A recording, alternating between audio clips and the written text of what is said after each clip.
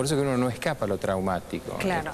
Se habla tanto de la psicopatía ahora como si fuese una especie de sujeto impermeable, pero no es tan así. Sí. Bueno, y respecto del tratamiento judicial que tuvo este caso, me refiero cuando Natalia, la chica de 15 años, fue encontrada asesinada en domicilio particular, ellos como padres que habían sido acusados en primera instancia, sí apelaron en varias oportunidades, teniendo en cuenta que ellos argumentaban que se había tratado de un suicidio por ingesta de medicamentos. Claro. Después llegó a la Corte Suprema de Justicia de la Nación, la máxima instancia, y allí entonces se anuló la sentencia y por eso quedaron absueltos. Esto para que quede claro respecto también de cómo ustedes van armando, ¿no?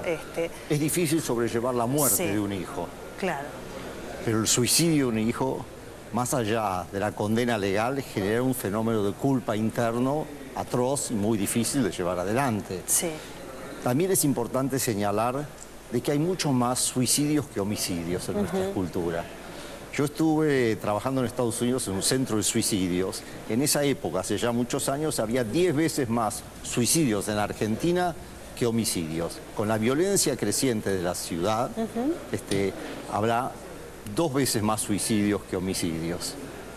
Claro. Pero la ciudad es más masoquista y autodestructiva, o lo somos los seres humanos, por los fenómenos de culpa, por las decepciones, por las frustraciones, por las situaciones traumáticas que hemos vivido. Tendemos a odiarnos a nosotros mismos y a menudo a suicidarnos. ¿Y por qué una persona busca el suicidio?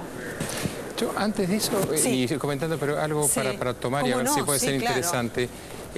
Absolutamente de acuerdo en cuanto a las estadísticas y demás, pero es interesantísimo pensar que en el suicidio adolescente, un tema que a mí en particular me interesa mucho, porque a veces uno... ¿Ha crecido? Ha crecido, es creciente, es un tema que se banaliza. ¿Hay algún porcentaje que tenga así en mente? No, porque no hay estadísticas reales. Podría decir algo aventurado, pero no es un poco la idea. Pero segunda o tercera causa de muerte en adolescentes. Eso seguro, eso seguro. Pero a mí siempre me da por pensar que en estos suicidios adolescentes, estos adolescentes que se autoagreden, hay una forma de filicidio, es decir, hay una forma de descuido, de destrato hacia ese chico, en el cual, fijémonos que en esta causa el tema termina siendo si ella había cometido, si ella había abusado de los medicamentos, pasando por encima que un menor es menor, que un menor puede ser hasta incapaz de sus actos en algún sentido.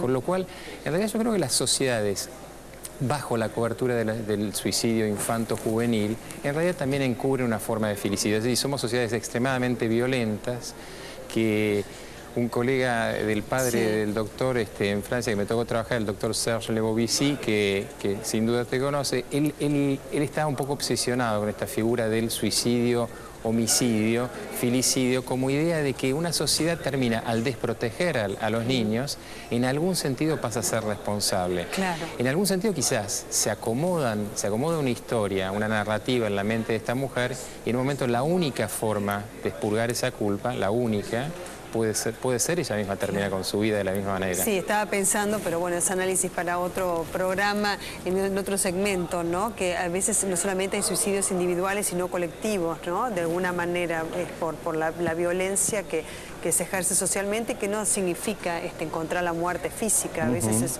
una muerte de otra naturaleza, ¿no? Pero ¿por qué una persona se suicida?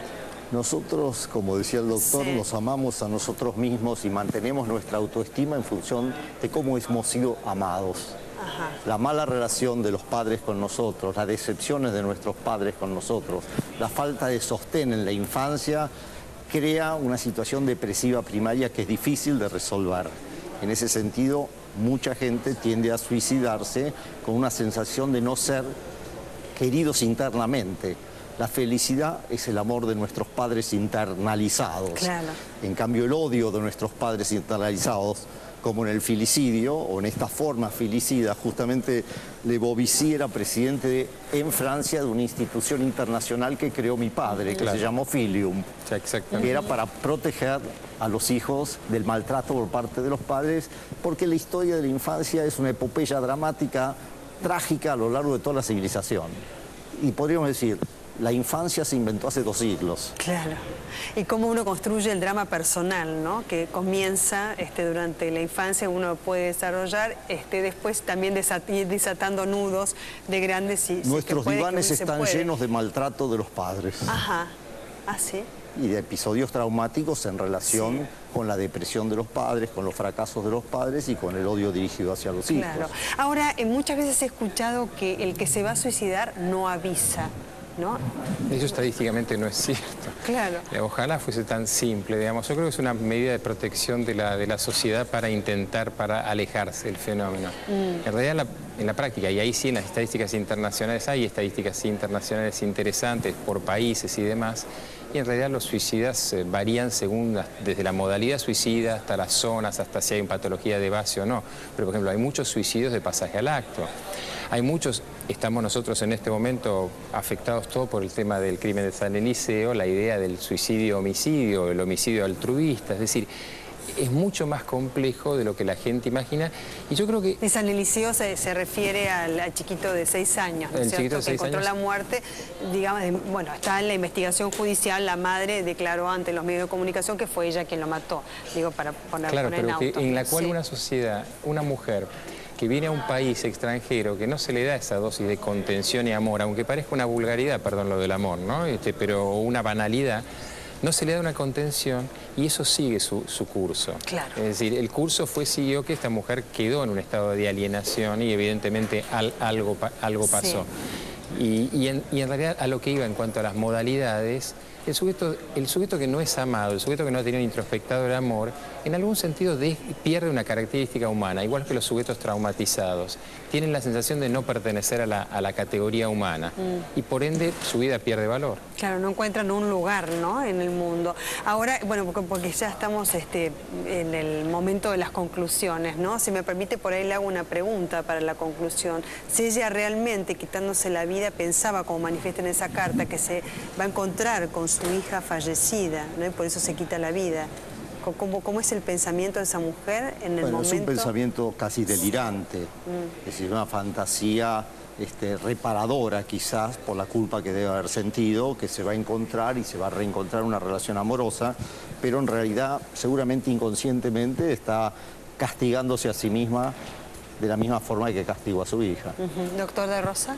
Sí, absolutamente lo mismo. Es una situación en la cual una persona justamente decía, es todo lo contrario a la posibilidad de amor. Odia y se odia. Y en final de eso no puede hacer otra cosa que terminar con todo. Muchísimas gracias.